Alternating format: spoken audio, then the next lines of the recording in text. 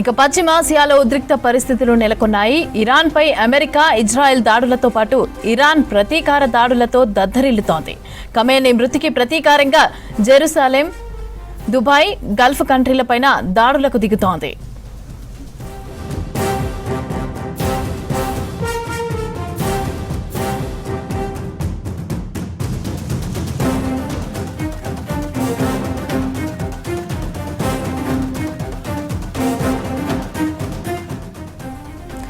ఇక ఇజ్రాయెల్లో ప్రస్తుత పరిస్థితులకు సంబంధించి మరిన్ని డీటెయిల్స్ అందించడానికి ఇజ్రాయెల్ తెలంగాణ అసోసియేషన్ మాజీ అధ్యక్షులు సోమ రవి గారు అందుబాటులో ఉన్నారు.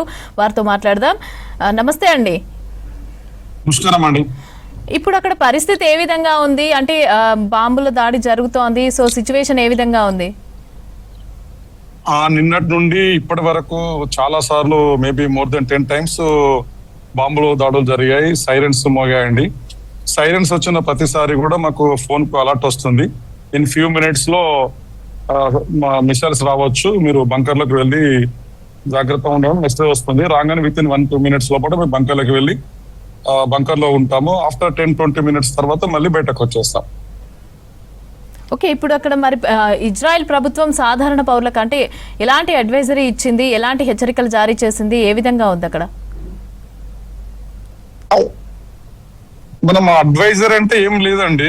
స్పెషల్ గా మనకు ఎవ్రీ ఫోన్ కు మెసేజ్ వస్తుంది. ప్రతి ఫోన్ కు మెసేజ్ వస్తుంది. ఏ సిటీలో అయితే మనకు బాంబు పడే అవకాశం ఉంటుందంటూ కూడా ఆ సిటీలో సైరన్ మోగుతుంది. సైరన్ మోగగానే విత్ ఇన్ 1-2 minutes లోపల మనం అలర్ట్ అయిపోయి బంకర్లకు వెళ్ళిపోవాలి. మిగతా అన్ని సాధారణంగా యథావిధిగా నడుస్తున్నాయి. బస్సులు, అన్ని వెహికల్స్ అన్ని నడుస్తా ఉన్నాయండి. ఏది బంద్ లేదు. సాధారణ జీవితం యథావిధిగా కొనసాగుతుంది.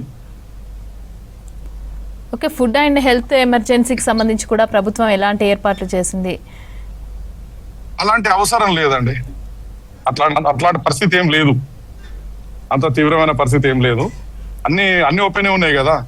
అన్ని బంద్ అయిపోయినప్పుడు అప్పుడు ఎస్ఎస్ఎల్ గురించి వస్తుంది కదా. అవి చూడండి, అన్ని వెహికల్స్ సాధారణంగా అన్ని నడుస్తా ఉన్నాయి. కూడా బంద్ లేవు. మన తెలుగు వాళ్ళు అదే విధంగా మన తెలుగు వాళ్ళు ఉన్న ప్రాంతాల్లో ఏమైనా అటాక్స్ జరిగాయా ఇప్పటివరకు? లేదండి, బస్సులు కూడా వెళ్తున్నాయండి. చూడండి, అన్ని సాధారణ నడుస్తున్నాయి. ఎలాంటిది లేదు. ఓన్లీ కేవలం ఏంటంటే ఎప్పుడైతే సైరన్స్ వార్నింగ్ మెసేజ్ వస్తుందో, ఫోన్ కు సైరన్ వస్తుందో అప్పుడు ఇమీడియట్లీ అలర్ట్ అయిపోయి మనం బంక్ లోకి వెళ్తే సరిపోతుంది. మిగతా ఎలాంటి జాగ్రత్తలు అవసరం లేదు. ఇంకోటి ఏంటంటే మన తెలుగు వాళ్ళందరికీ కూడా వాట్సాప్ గ్రూపుల ద్వారా అందరికి మెసేజ్ పాస్ చేస్తా ఉన్నాము.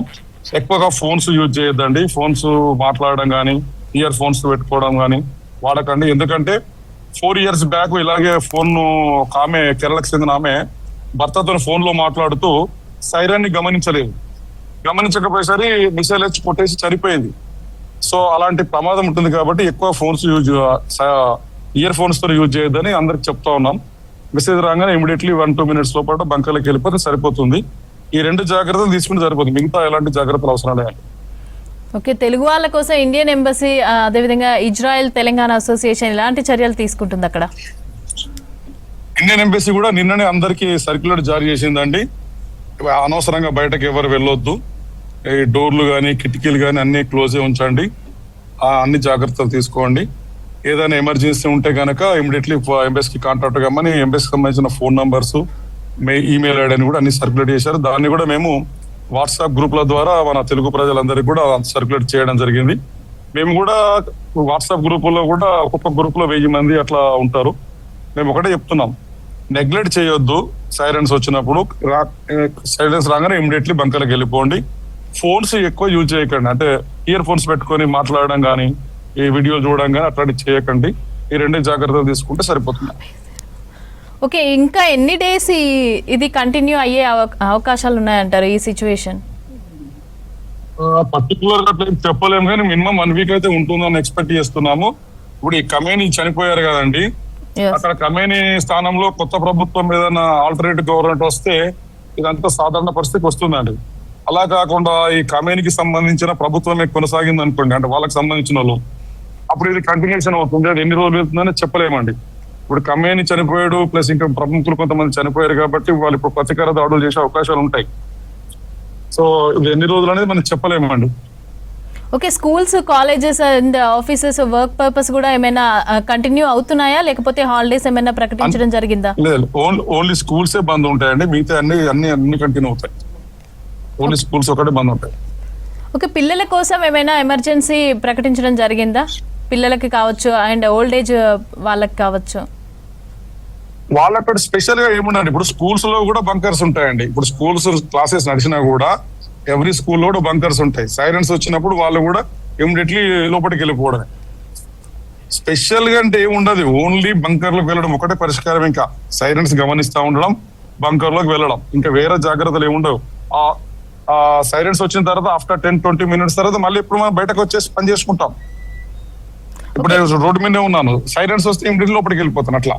ఓకే, ఈ సౌండ్స్ వల్ల కావచ్చు, పిల్లలకు కానీ లేకపోతే పెద్దవాళ్ళకి కానీ మిగతా ఎవరికైనా కావచ్చు, ఎలాంటి ఇబ్బంది అయినా కలిగినప్పుడు మరి అంటే ఈ ఎమర్జెన్సీ కోసం పిల్లలకి ఎలాంటి చర్యలు తీసుకోవచ్చు అంటారు? అంటే మెడిసిన్ కావచ్చు, అలాంటి ఏమైనా ప్రొవైడ్ చేస్తున్నారా?